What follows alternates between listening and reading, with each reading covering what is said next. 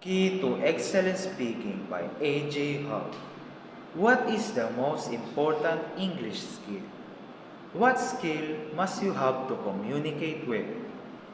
Obviously, number one is fluency. What is fluency? Fluency is the ability to speak and understand English quickly and easily without translation.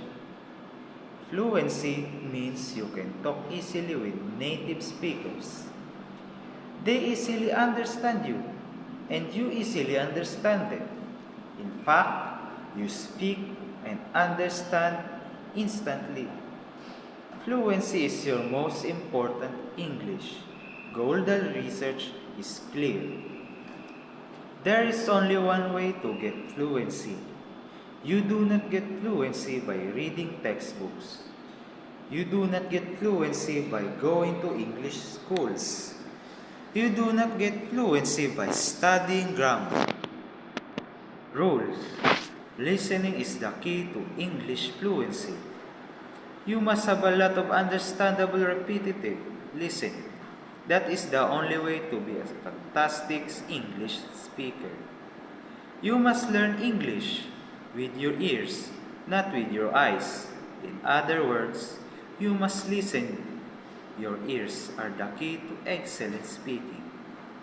What kind of listening is best? Well, it must be understandable and must be repetitive. Both of those words are important. Understandable and repetitive. If you don't understand, you learn nothing. You will not improve. That's why listening to English TV does not help you. You don't understand most of it. It's too difficult, it is too fast, it's obvious, right? If you do not understand, you will not improve. So the best listening material is easy. That's right. You should listen. Mostly to easy English. Most students listen to English that it's too much difficult. They don't understand enough, so they learn slowly. Listen to easier English and your speaking will improve faster. Understanding is only half the formula. Understanding is not enough. You must also have a lot of repetition. If you hear a new word only once, you will soon forget it. If you hear it 5 times, you will still probably forget it. You must hear new words and new grammar many times before you will understand them instantly. How many times is necessary? Most people must hear a new word 30 times to remember it. Forever to know a word and instantly understand it. You probably need to hear 50 to 100 times. That's why I tell my students to listen to all my lessons. Many times I tell them to listen to the mini stories, the vocal lessons, the point of view stories, and the audio articles every day. I recommend that they listen to each lessons a total of 30 times. For example, 2 times a day for 2 weeks. So the 2 most important points are listen to easier English and listen to each thing many times. Suggestion for powerful listening and excellent speaking. Number 1. Practice narrow listening. Narrow listening means listening to many things about the same topic. This method is more powerful than trying to listen to many different kinds of things. Students who listen to similar things learn faster and speak better than students who listen to different kinds of things. For example, you can choose one speaker and find many things by him. Listen to all of his podcasts, audiobooks, and speeches. This is powerful because speakers have favorite vocabulary and grammar. They naturally repeat this many times by listening to many things by the same person. You automatically get a lot of vocabulary repetition. You learn faster and deeper. Another example is to choose one topic to focus on. For example, you could read an easy book, listen to the same audiobook, listen to a podcast about the book, and watch the movie I did. This with my class in Francisco, we read Charlie and the Chocolate Factory. Then we listen to the audiobook, then we watch and listen to the movie. Then we listen to interviews with actors in the movie. My students learn a lot of vocabulary in a short time, and their speaking improved very quickly. Number 2, divide your listening time, which is better to listen for 2 hours without a break, or to divide that time during the day. Well, dividing your listening time is best by dividing your time throughout the day. You remember more, learn faster.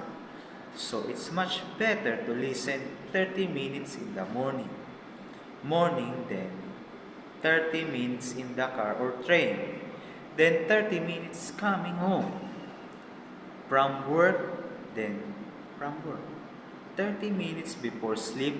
In fact, that is the exact schedule I recommend to my students. Number 3, use an iPad or MP3 player. iPads are fantastic. You can put a big listening library on one. Then you can carry your English lessons everywhere. You can learn English while walking, while shopping, in the car, in a train, while cooking with an iPad or MP3 player. You don't have to worry about CDs. Also, you can find a lot of English listening on the internet. You can find lessons, stories, podcasts, TV shows, interviews, and audiobooks. Simply download the audio, put it on your iPad, and learn English anywhere. Number 4, listen to movies. Movies are great for learning English, but you must use them correctly. Don't watch all of an English movie you will not understand. Understand it and therefore you will not learn anything. Only watch one scene or segment per week, maybe 2 to 3 minutes. Follow this method. First, watch the scene with subtitles in your language. This will help you understand the general meaning. Second, watch the scene with English subtitles. Pause. Use a dictionary to find new words. If you don't understand, write the new sentence in the notebook. Listen to the scene many times with English subtitles. Do not pause. Listen to the scene a few times without subtitles.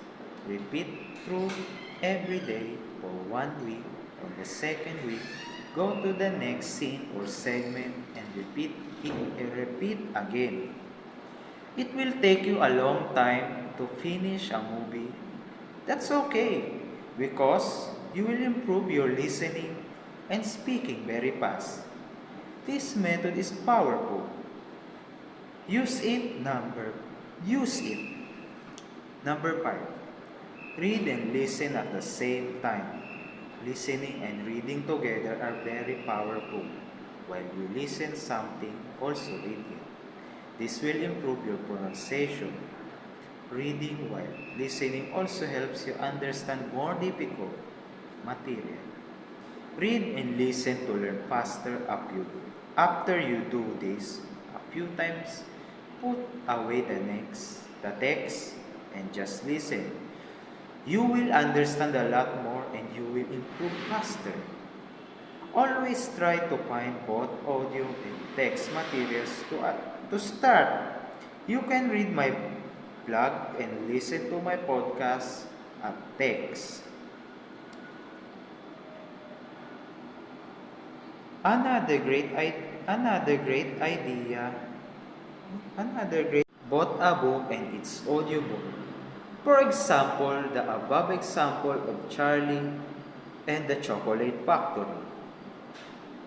6 months to excellent English speaking. Follow the above suggestion and the 7 rules in my email course and you will speak excellent English. I have been teaching over 10 years. Every student who follow these methods succeeds. Always the effortless English method is the key to speaking English. Excellent English. It is the key to fluency. You only need 6 months and you will speak easily to native speakers 6 months and you will speak quickly and naturally 6 months and you feel relaxed when you speak English. You have tried the old ways. You tried textbooks. You tried schools. You tried grammar. Study it. It's time to try something new. Good luck. I wish you success with your English learning.